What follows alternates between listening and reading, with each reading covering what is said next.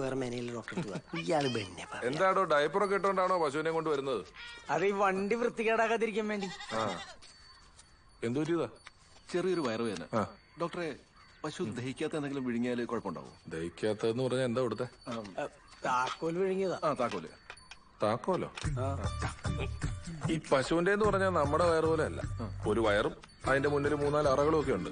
അപ്പൊ അങ്ങനെ ദഹിക്കാത്ത എന്തെങ്കിലുമൊക്കെ പശു കഴിച്ചാല് ചിലപ്പോ ഒരു 2-3 മാസമൊക്കെ കഴിഞ്ഞിട്ടായിരിക്കും പശു പുറത്തേക്ക് തള്ളുന്നത്. പേടിയാനൊന്നുമില്ല. 3 മാസോ? എന്തേ? അല്ല ഡോക്ടറെ, പശു ഇന്നലെ താക്കോല് പിടിക്കാന്ന് വിചാരിക്കുക.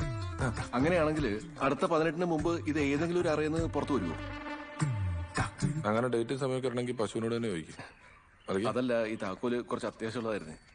അങ്ങനെ അത്യാവശ്യമുള്ള താക്കോലാണ് എന്തിനാണോ പശുവിന് കൊടുത്തു? അങ്ങനെ പശുവിന് കൊടുത്തല്ല, ഞങ്ങൾ രണ്ടുപേരും കാടി കലക്കി ഇപ്പൊ പോക്കറ്റിൽ നിന്ന് വിടാ. എന്തിന്റെ താക്കോലായിരുന്നു? ബൈക്കിന്റെ.